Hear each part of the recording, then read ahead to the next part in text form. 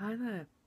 Well, I'm going to start putting together a video on the making of how to make an 1840s bonnet. Alright, so here is the bonnet so far. Now that's the peak.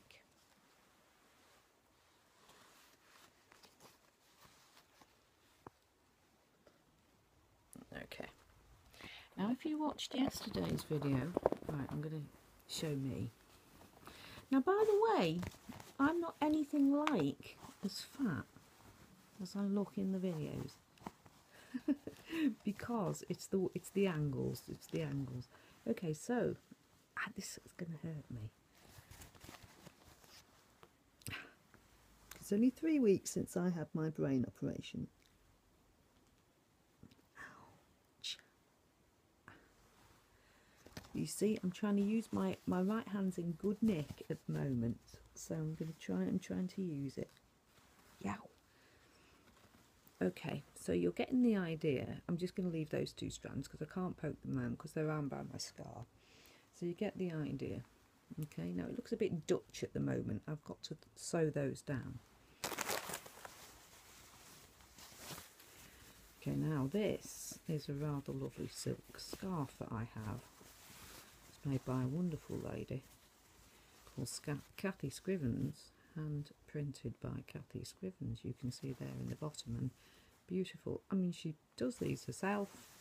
Okay, but this is going to go on this blouse. Now if I sell this blouse at the end, this bonnet, if I sell this bonnet at the end, I'm afraid it will have a different tie on there. But you see, look, because you need something quite wide, and then you see, look, that makes it, you can see it makes this poke out.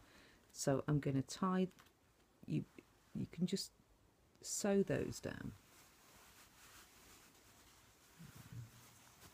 and then you can tie a lovely bow underneath as they did. Okay, and when you've finished, if you've any bits that are poking out, if you sew them down and put like maybe the odd flower decoration and flower decorations under here, because this is the way they wore them. Like that's more like it. That's more like it. Because what you need to have it looking like at the end is the way, look, like this, but maybe actually a little more with your face in the front. There. Now I was experimenting with this yesterday, and I put this in the back, which is a sponge from, I don't know, somewhere like Super Savers or wherever like that. 35p this cost William to bring, and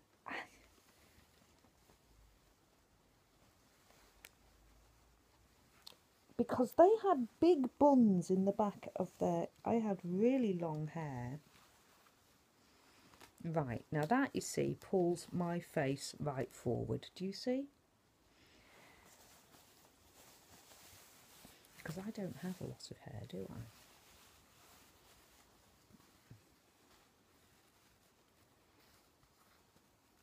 And then you can, that's a bit more like it, isn't it? And then you can sew, yeah, as I said before, you can sew these bits in, and what you end up with, and I'm going to make sure the shape will be right, and you see that's more like it, less of a peak.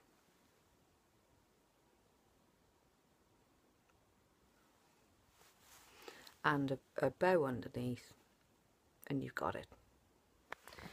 Now you say, well, how did you do that, Ella? Ouch.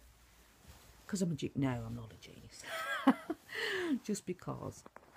Ouch. I'm going to put you there, so I'm going to lean to talk to you.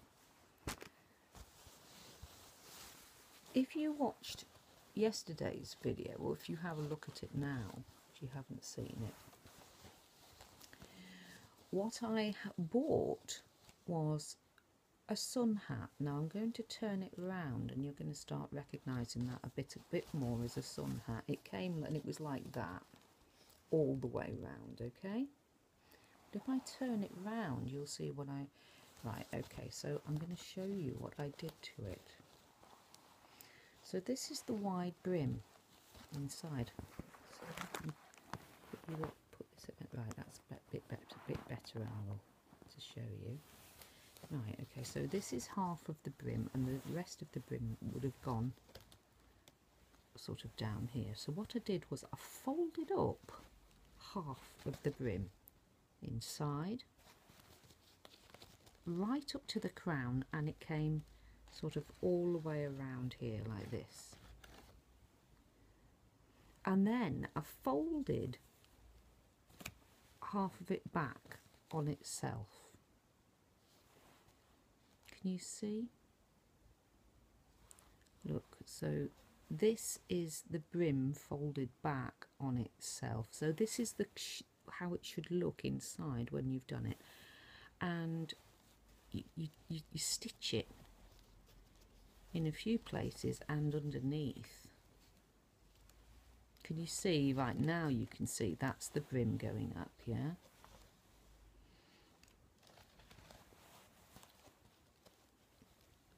Now, what it leaves you with is these bits that look a little bit Sherlock Holmesy or Dutch, but actually you can just stitch those down. And it's that shape. Look, that's the shape. So it is funnel shaped when you see it side on. And especially when I lay this around it, you start seeing that it is funnel shaped or bell shaped. Yes? Now, it may be slightly different than, oh gosh, my head hurts now. I think that was good. I think that was, you know, I did very well there for someone who's just had a brain operation. To do that was very brave, actually. So, give me a round of applause, please. Thank you very much. Now, you say, how did you work that out? Well, I could see, looking at that geometrically that was what was likely to happen when I looked at the sun hat on eBay. Because I've done pattern cutting, and you get an eye, you start to get an eye for these things. But I would suggest to you, buy a sun hat and have a fiddle around with it. Push half the brim up into the back, pin it, or just sew it lightly so you can, undo the stitches, and then try fiddling around with the sides. Try fiddling around. So, oh, my face hurts now. Pull the other, pull it back, push it, fiddle around with it a little bit until it looks kind of how you want it. Now, we're going to put that there now, so it's this way, so you get to see the sides. Now, if you watched, you see it came with this was what was around it. Now you see that makes it, you can see how contemporary that looks. So that was stuck on with a glue gun, so I just, moments work, pulled it off. Now look, blanket, or what else have I got in here? This is a bag of bits of ribbon, what they call offcuts, that I bought. And you see, that's rather nice, but it's a little bit thin, but it would still work if that was what you had. Now, these are offcuts, so I don't have a tremendous see, that's a bit, because you can see through this one, you know, this is a little bit, it would need maybe some kind of backing. You could back that with white material even, and then it would show up more. But this one I've got in here does work. Yes, isn't that lovely? But you saw, look, let me just show you why I decided to go for one of my silk scarves. Yes, you see, that's actually rather lovely, isn't it? One, the colour is outstanding, and two, it's actually very wide, and I think width is what makes this, and it looks lovely when it's tied into a bow. But I didn't want to tie it into a bow because I've just had a brain op and it makes my head hurt. I had discovered to have it tied on, so I'm not doing that again. But I did it once yesterday and then quickly took it off. Now, if you have watched the video about the costuming for Harry's first day, you will see not only are there a lot of dresses, there's several bonnets. Now, this is not quite that bonnet shape, but it's close enough, and it would have been something that the working class girls would have been proud to have worn. It's a little bit more old-fashioned, but I think that's appropriate for these girls because they wouldn't have been getting a bonnet every year. They're not like the middle-class ladies and having very, very, very super fancy bonnets.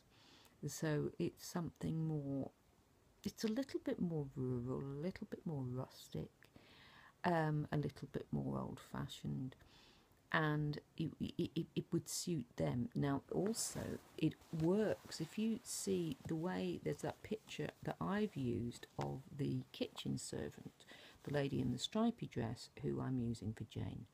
And she, if you look closely at the picture around her face, I'm just going to hold that there, you can see there's like a particularly one flower, big flower. You go, oh, a flower shape, and you go, yeah, she had flowers around her bonnet.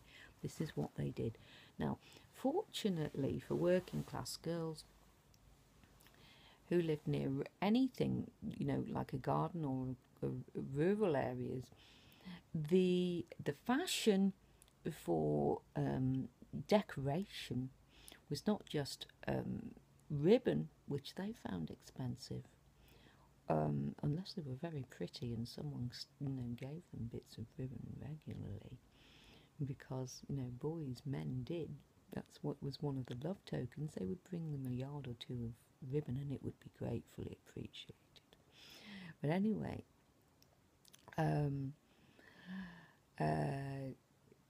the fashion was dried flowers, and they could do this themselves. They could either go out down the country lanes and find some flowers and then dry them, or they could,